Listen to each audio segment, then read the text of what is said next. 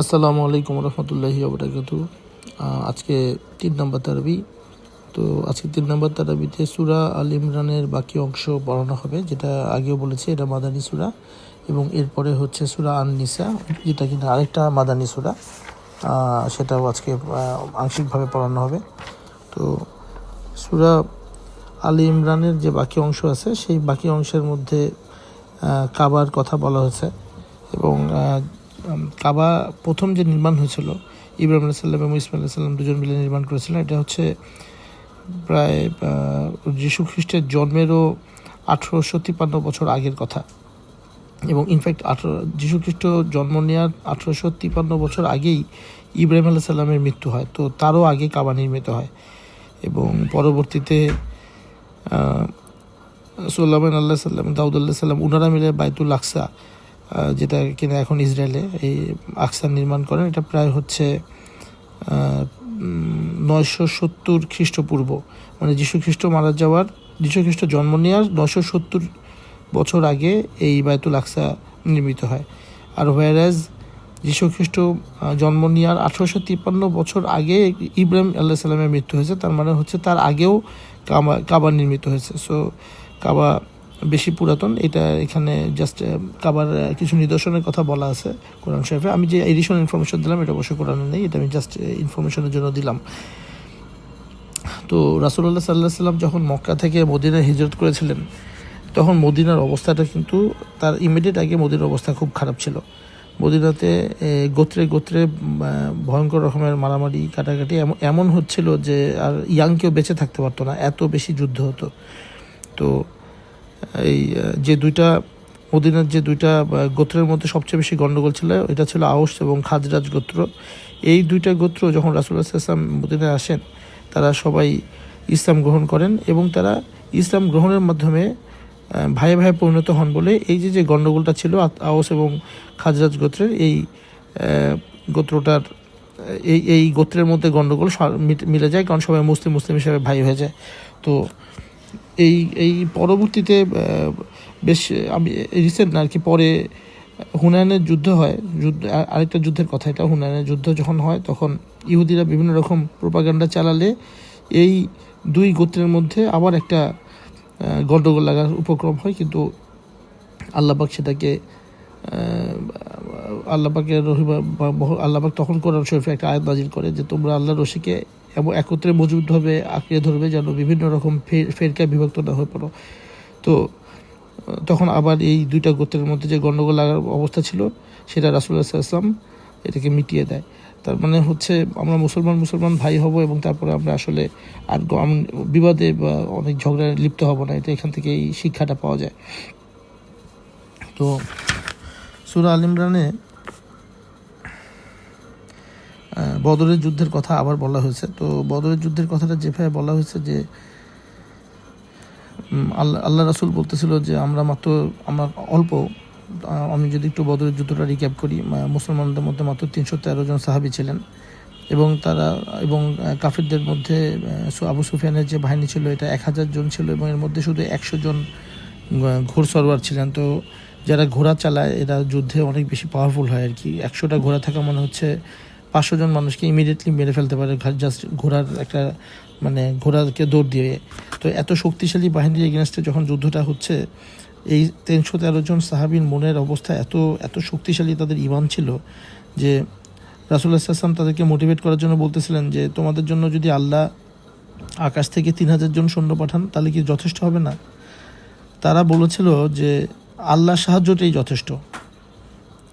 তো এই কথাটা আল্লাহর খুব পছন্দ হয়েছে, এবং এই কথাটা কোরআন শরীফের এই জায়গাটাতে আল্লাহ পাক বলেছেন যে আল্লাহ রাসূল যখন বলতেছে, যখন আপনি মুমিনদের বলেছিলেন তোমাদের প্রভু যদি আকাশ থেকে 3000 জন সৈন্য পাঠায় তাহলে কি তা যথেষ্ট হবে না, তখন প্রত্যুত্তরে তারা বললেন আল্লাহর সাহায্য আমাদের জন্য যথেষ্ট। এই কথাটা আল্লাহর এত পছন্দ হয়েছে যে আল্লাহ কোরআন শরীফে এই ইনসিডেন্টটা এখানে লিখে রেখেছেন। আমরা কুইকলি একটু বদরের যুদ্ধ যদি রিক্যাপ করি, তাহলে 12ই রমজান মদিনা থেকে রাসূলুল্লাহ সাল্লাল্লাহু আলাইহি ওয়াসাল্লাম 313 জনের সাহাবীর একটা যুদ্ধ বাহিনী নিয়ে বদরের ময়দানে যান, যেখানে অলরেডি আবু সুফিয়ানের বাহিনী বা কাফিরদের বাহিনী, কুরাইশদের বাহিনী, সেটা 1000 জন মানুষ নিয়ে অলরেডি রেডি ছিল, এবং এই সময় যে যুদ্ধ হয়, এই যুদ্ধে মুসলমানরা সুন্দরভাবে ইয়েদেরকে কাফিরদেরকে পরাজিত করে। এবং এটা যদি আমি একটু ড্যামেজটা যদি বলি, রাসূলুল্লাহ সাল্লাল্লাহু আলাইহি ওয়াসাল্লামের পক্ষে মানে মুসলমানদের মধ্যে থেকে মাত্র 14 জন শাহাদাত বরণ করেন, যার মধ্যে 6 জন ছিলেন হচ্ছে মুহাজির মানে হচ্ছে যারা মক্কা থেকে পরবর্তীতে মদিনায় আসছিলেন হিজরত করে, আর 8 জন ছিল আনসার, 8 জন মদিনাবাসী আর কি, মদিনার সাহাবীরা। অপরদিকে কুরাইশদের 1000 জনের মধ্যে 70 জন ইনস্ট্যান্টলি নিহত হয়, 70 জন বন্দী হয়, আর খুব বাজেভাবে ম্যাক্সিমাম লোকে আহত হয়। এবং সবচেয়ে বড় কথা হচ্ছে কুরাইশদের যত বীর ছিল তারা সবাই এই যুদ্ধে মারা পড়ে। সাহেবা, ওতবা, আবু জাহেলের নাম আমরা সবাই জানি, রাসূলুল্লাহ সাল্লাল্লাহু আলাইহি ওয়াসাল্লামকে অনেক জ্বালিয়েছিল।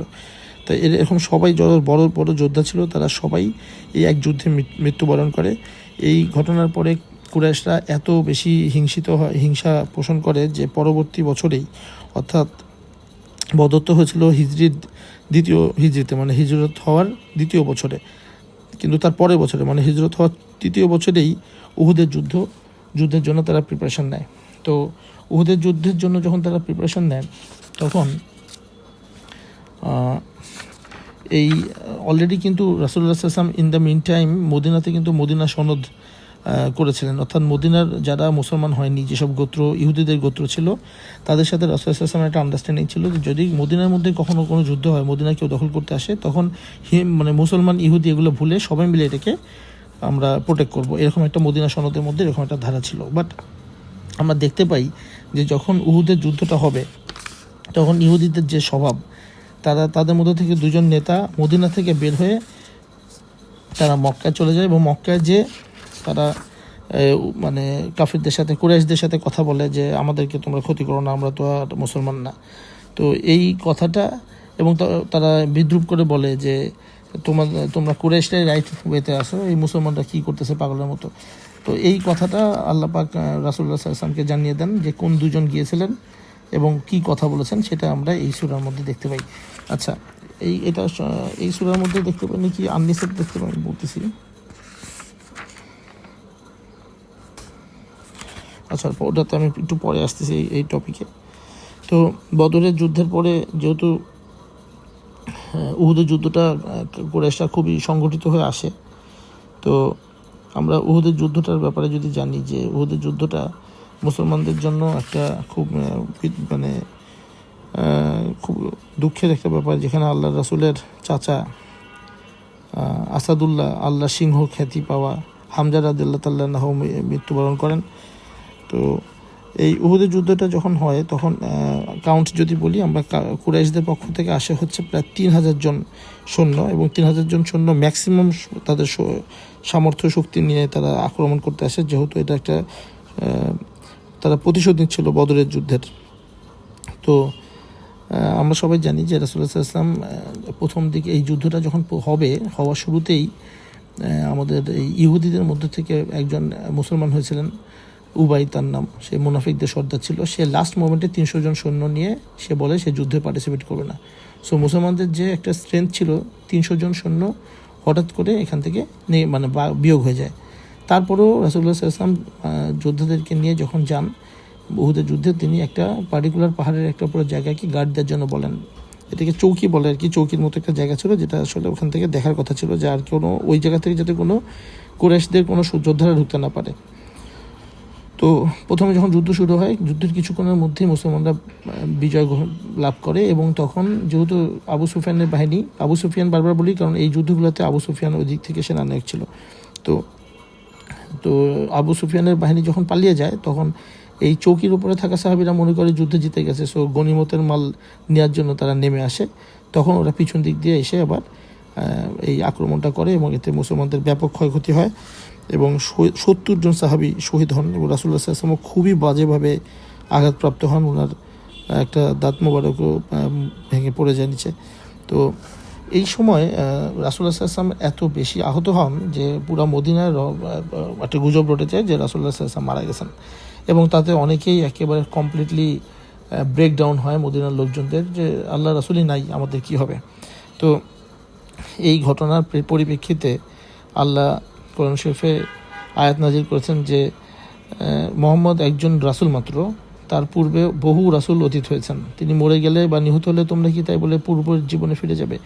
এটা আল্লাহ রাসূলের মৃত্যুর খবরে যেই অবস্থা তৈরি হয়েছিল, সেই পরিপ্রেক্ষিতে আল্লাহর মনে করে দিচ্ছে যে আল্লাহ রাসূল টুমোরে তো মারা যাবেনি, উনি একজন মানুষ, তাতে কিন্তু আমাদের মুসলমানদের দায়িত্ব কমে যাবে না। আমাদেরকে ঠিকই আমাদের যে আল্লাহ পাক যে শিক্ষা দিয়েছেন সেই শিক্ষা আগাতে হবে, রাসূলুল্লাহ যেই আদর্শ দিয়ে গেছেন সেটা আগাতে হবে। তো উহুদের এই প্রথম দিনে যুদ্ধটা এইভাবে শেষ হয়, যেটাতে মুসলমানদের ক্যাজুয়ালিটি অনেক বেশি হয়, এবং যেহেতু অলরেডি তখন খুব খারাপ অবস্থা, মুসলমানদের 70 জন মারা গেছে এবং 20 যোদ্ধারা সব মারা গেছে। কিন্তু পরবর্তীতে কোরআন শরীফের আয়াত নাজিল হওয়ার পরে আমাদের মুসলমানদের আবার ইমানি শক্তি বাড়ে, এবং দ্বিতীয় দিনে তারা প্রচণ্ডভাবে আক্রমণ করলে আবু সুফিয়ান ওই উহুদের যুদ্ধে তার লোকজন নিয়ে মক্কায় ব্যাক করেন। সো যুদ্ধটা আসলে অমীমাংসিত থাকে, বাট ক্যাজুয়ালিটির পার্সপেক্টিভে মুসলমানদের অনেক ক্ষতি হয়। কিন্তু ওনারা যে আসছিল যে মদিনা দখল করে নেবে, সেটাও আবার সম্ভব হয় না। তো এটা ছিল উহুদের যুদ্ধের ডিটেলস, এই সূরাতে আসছে। এবং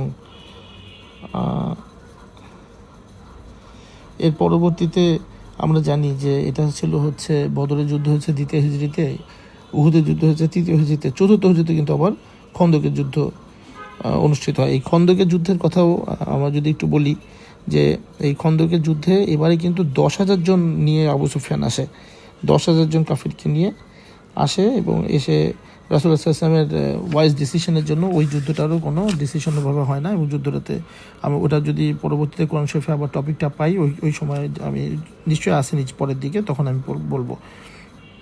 তো সূরা আল ইমরানের শেষের দিকে আমি দেখলাম, আসলে সূরা বাকারার শেষের দিকেও দেখেছিলাম এবং সূরা আল ইমরানের শেষের দিকে দেখলাম, আল্লাহ খুব সুন্দর করে আমাদেরকে দোয়া শিখিয়ে দিয়েছে। এই দোয়াটা যে বাংলা মানেটা সেটা হচ্ছে, হে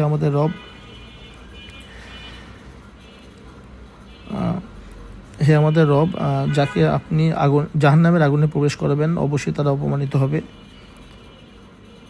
হে আমাদের রব, আমাদের অপরাধসমূহ ক্ষমা করে দিন, আমাদের গুনাহসমূহ মুছে দিন, নেক লোকদের সাথে আমাদের মৃত্যু দান করুন, যে পুরস্কারের প্রতিশ্রুতি আপনি দিয়েছেন তা আমাদের জন্য মঞ্জুর করুন। আমরা এই সূরা কোরআন শরীফের মাঝখানে যে রব্বানা দিয়ে যেই মাঝে মাঝে তেলাওয়াত শুনি, এগুলো আসলে এই আল্লাহর শিখিয়ে দেওয়া দোয়াগুলো। আলে ইমরানের শেষের দিকেও আমরা এরকম একটা দোয়া পাই, যেটা সূরা বাকারার শেষের দিকে আমরা পেয়েছিলাম। এরপরে যে সূরাটা সূরা আন-নিসা মানে হচ্ছে নারীগণ বা নারীরা, এটাও একটা মাদানী সূরা। এটার মধ্যেও মুসলমানদের বিধি নিষেধ, বিভিন্ন আদেশ উপদেশ এগুলো আসছে, এবং সবচেয়ে বেশি ডিটেলস আসছে হচ্ছে কিভাবে সম্পত্তি ভাগ করতে হবে। এমনকি একজন বাবা, তার একটা মাত্র মেয়ে আছে, তার সম্পত্তি কীভাবে ভাগ হবে, একজন বাবা তার 2টা মাত্র বা একাধিক মেয়ে আছে, তার সম্পত্তি কীভাবে ভাগ হবে, যদি হাজব্যান্ড মারা যায় তাহলে স্ত্রী কতটুকু সম্পত্তি পাবে, স্ত্রী মারা গেলে হাজব্যান্ড কতটুকু সম্পত্তি পাবে, একদম ডিটেলস আকারে এই সূরার মধ্যে প্রথম দিকে এই জিনিসগুলো ইন ডিটেল বলা আছে। এখানে এর পরবর্তীতে একটা জিনিস আমার কাছে চোখে পড়েছে এবং আমার কাছে জিনিসটা ইম্পর্টেন্ট মনে হলো, যে যারা অজ্ঞতাবশত খারাপ কাজ করে এবং যখনই রিয়ালাইজ করে যে খারাপ কাজ হয়েছে এবং সাথে সাথে তওবা করে, আল্লাহ তাদের তওবা কবুল করেন। কিন্তু যারা এই পাপাচার করতেই থাকে, বাজে কাজ করতেই থাকে, এবং মৃত্যু কালে আসছে, আমি মারা যাবো একটু পরে এরকম বুঝতে পারতেছি, তখন আমি তওবা করলাম, ওইটা কিন্তু আল্লাহ পাক আর তখন তওবাটা গ্র্যান্ট করেন। আমরা দেখেছি যে আমরা হিস্ট্রি থেকে জানতে পারি যে ফেরাউন যখন ঠিক মারা যাবে তখন কিন্তু সে তওবা করার চেষ্টা করতেছিল, কিন্তু আল্লাহ তাকে সেই তওবার করার সুযোগ দেয়নি, তার মৃত্যুবরণ করে আর কি। এই সূরার শেষের দিকে, এই সূরার মাঝামাঝিতে আমরা দেখতে পাই যে মুসলিম সমাজে পুরুষদেরকে নারীদের কর্তা হিসেবে ডিক্লেয়ার করা হয়েছে, রক্ষণাবেক্ষণ করার কথা বলা হয়েছে, এবং নারীরা স্বামীদের অনুগত হয়ে চলবে সে ব্যাপারে আল্লাহ পাক বিধিনিষেধ আরোপ করেছেন। কিন্তু অ্যাট দ্য সেম টাইম অকারণে নারীদের পিছনে না লাগার জন্য আল্লাহ পাক একদম ক্লিয়ার কাট কোরআন শরীফে ইনস্ট্রাকশন দিয়ে দিচ্ছে। এটাকে ছিদ্রনেশন বলা হয়, এই কথাটা বলা হয়েছে যে তাদের পিছনে অহেতুক স্ত্রীদের ছিদ্রনেশন করা হারাম, এই কথা বলে দেওয়া হয়েছে। তো এখানে এখন আজকের একটু অডিওটা বড় হয়ে যাবে, কারণ এখানে এই সূরা আন-নিসার 43 থেকে 35 নম্বর আয়াতের মধ্যে আল্লাহ পাক বলেছেন যে যারা আসমানি গ্রন্থের সত্যতা স্বীকার করে না তাদের মুখমণ্ডল বিকৃত করে কিয়ামতের দিন উঠানো হবে। হ্যাঁ, তো কিয়ামতের দিন মুখমণ্ডলকে বিকৃত করে উঠানো হবে এবং যেভাবে বিকৃত করা হয়েছিল বা যেভাবে লাঞ্ছিত করা হয়েছিল আসহাবুস সাবত। আমি এই আসহাবুস সাবতের ব্যাপারটা একটু ডিটেলস বলবো, এটা আমরা অনেকে জানি না। সেটা হচ্ছে যে ইহুদিদের একটা ঘটনা আছে, যে ঘটনাটা যখন রাসূলুল্লাহ সাল্লাল্লাহু আলাইহি ওয়াসাল্লাম মদিনাতে থাকা শুরু করেন, তারা যেহেতু তাদের একটা আসমানি কিতাব অনুযায়ী তারা চলে, তাদের একটা ভাবসাব আলাদা ছিল, কিন্তু তাদের একটা ইতিহাস আছে, যে ইতিহাসটা তারা কখনো বলতে চাইতো না। এই ইতিহাসটা যে তারা বলতে চাইতো না, এটা রিজনটা হচ্ছে যে তাদের সময়কে তাদের পূর্বপুরুষের মধ্যে শনিবার দিন একটা রেস্ট্রিক্টেড ডে ছিল ইহুদিদের জন্য, যে শনিবার দিন তারা কোনো শিকার করবে না, কোনো রকম কাজ করবে না, সে রেস্ট ডে, তারা রেস্ট নেবে। তো আল্লাহর পক্ষ থেকেই তখন এই ইহুদিদের পূর্বপুরুষদেরকে বলা হয়েছিল যে শনিবার দিন তোমরা কোনো কাজ করবে না। তো এই শনিবার দিন আল্লাহ পরীক্ষা করার জন্য এই সমুদ্রের একদম কিনারে মাছ এসে বসে, অ্যাজ ইফ মানে মাছ একদম জাস্ট হাত দিয়ে ধরা যাবে এরকম প্রক্সিমিটিতে মাছ চলে আসতো। তো যেহেতু শিকার করা যাবে না, এই মাছ তারা আল্লাহর নির্দেশ মেনে এই মাছ ধরতো না। কিন্তু একটা লোক ছিল এদের মধ্যে, একটা লোক, সে কী করলো, সে দেখলো যে প্রতিদিন শনিবারে এত মাছ যেহেতু আসে, তাহলে আমি যে মাছেরকে একটু দড়িতে বেঁধে রাখি, তাহলে আমি মাছ তো তখন মারলাম না, যখন শনিবারে সূর্য ডুবে যাবে তখন আমি মাছটাকে শিকার করব। তো এই বুদ্ধি করে সে এই মাছ, এবং এই মাছগুলো খুবই টেস্টি ছিল আর কি। তো একটা মাছ সেভাবে নিয়ে এসে বারবিকিউ করে, এভাবে আশেপাশের লোকজন দেখে এবং তারা আসলে জিনিসটাকে বুঝতে পারে, যাচ্ছে আমরা তো মাছ শনিবারে শিকার করতেছি না, মাছটাকে আমরা দড়িতে বেঁধে রাখতেছি, সূর্য ডুবে গেলে শিকার করতেছি, এভাবে করতে থাকে। তখন এই গ্রামের যে এটা যেই মানে ইহুদিদের পূর্বপুরুষদের ঘটনা, এই গ্রামে যেটা হয়েছিল, এই গ্রামের অনেকে যারা প্রায় 82-84 হাজার লোক এই গ্রামে থাকতো। তো এর মধ্যে অনেকেই বললো যে তোমরা এটা আল্লাহর সাথে আল্লাহর সাথে চাল করতেছো, এই আল্লাহ তো তোমাদেরকে শাস্তি দিবে। বাট ওরা আস্তে আস্তে মাছের টেস্ট এত ভালো ছিল এবং ওরা এটা ইউজ টু হয়ে গেল, এই মাছকে বেঁধে রাখতো এবং মাছকে পরে সূর্য ডুবে যাওয়ার পরে মাছকে শিকার করতো। এর মধ্যে আবার অনেকে খাল কেটে নিয়ে এসে মাছকে ট্র্যাপ করতো আর কি, মানে ঠিক শনিবারে মাছটাকে মারতেছিল না, কিন্তু শনিবারে মাছটাকে ট্র্যাপ করতেছিল, সূর্য ডুবে যাওয়ার পরে মারতেছিল। তো এভাবে ওইখানে জিনিসটা এত নর্মাল হয়ে গেল যে কয়েক বছরের মধ্যে মাছ শুধু ওইখান থেকে ট্র্যাপ করতেছিল না, মাছ নিয়ে আশেপাশে বাজার করে মাছের বিক্রিও শুরু হলো। তো যখন এই গ্রামের মুরব্বীরা যারা ছিলেন তারা সবাই মানা করলেন যে এই কাজটা তোমরা করো না, শাস্তি পাবে, তখন তারা শুনলো না। তখন এই 12,000 জন ছিল যারা হচ্ছে আল্লাহর আদেশ মানতো আর কি, তারা একটা উঁচু প্রাচীর টেনে দিল, আর বাকি 70,000 জনের মতো এই পাশে তারা সবাই এই বাজে কাজে লিপ্ত ছিল। পরে একদিন রাতে দেখা গেল যে পরের দিন সকালে ওঠার পরে আর কেউ ওই গ্রামে, যারা ওই যে প্রাচীরের এই পাশে যারা পাপি আর কি, তারা কেউ নাই। তারা কী হয়েছে, তাদের ইয়াঙ্গার যারা ছিল তারা সবাই বানর হয়ে গেছে, এবং যারা বয়স্ক ছিল তারা শূকরে পরিণত হয়েছে। এবং এই অবস্থায় বানর হওয়া এবং শূকর হওয়া অবস্থায় তারা মাত্র 3 দিন বাঁচে, তারপর সবাই মারা যায়। এই ঘটনাটা ইহুদিদের জন্য একটা লজ্জাজনক ঘটনা বলে, এই ঘটনাটা যদিও এটা ওদের আসমানি কিতাবে ক্রিস্টাল ক্লিয়ার লেখা আছে, কিন্তু এটা রাসূলুল্লাহ সাল্লাল্লাহু আলাইহি ওয়াসাল্লামকে বা মুসলমানদেরকে জানতে দিতে চাইতো না। কিন্তু পরবর্তীতে আল্লাহ এই ঘটনাটা, এই কোরআন শরীফের আয়াতটা দেওয়ার মাধ্যমে এই ঘটনাটা যে ঘটেছিল সেটা বলে দেওয়ার পরে এই রাসূলুল্লাহ সাল্লাল্লাহু আলাইহি ওয়াসাল্লাম মুসলমানদের কাছে এই ঘটনাটা ক্লিয়ার হয়ে যায়। তো এরপরে আসলে যে ইহুদি ওই জিনিসটা আসছে যে উহুদের যুদ্ধের আগে যে 2 জন ইহুদি যে মক্কায় যে করতে গেছিলো, মৈত্রী চুক্তি করতে গেছিলো কাফেরদের সাথে, সেটার কথাটা এখানে আসছে। আমি একটু আগেই বলে ফেলেছি ওটা। তো এই আন-নিসার 60 থেকে 70 নম্বর আয়াতে, বিশেষ করে 70 নম্বর আয়াতে একটা দোয়া আছে। দোয়া ঠিক না, এটা বলা হচ্ছে যে ব্যক্তি আল্লাহ এবং আল্লাহ রাসূলের অনুগত্য করবেন সেই ব্যক্তি হবেন আল্লাহর প্রিয়ভাজনদের সঙ্গী। তারা হবেন, এবং তারা হলেন, মানে আল্লাহর প্রিয়ভাজন কারা সেটা বলছেন, তারা হলেন নবীগণ, সিদ্দিকগণ, শহীদগণ এবং সৎকর্মপরায়ণ ব্যক্তিরা। তো আমি এই জিনিসটা একটু স্পেসিফিক্যালি পড়লাম এই কারণে, আমি যদি ভুল না করে থাকি, রাসূলুল্লাহ সাল্লাল্লাহু আলাইহি ওয়াসাল্লাম যখন একদম মারা যাবেন ডেথ বেডে, উনি আল্লাহর কাছে যে দোয়াটা করেছেন ওটার মধ্যে ওনার দোয়াটা এরকমই ছিল যে তার যেন জায়গা হয় নবীগণ, সিদ্দিকগণ, শহীদগণ এবং সৎকর্মপরায়ণ ব্যক্তিদের সাথে।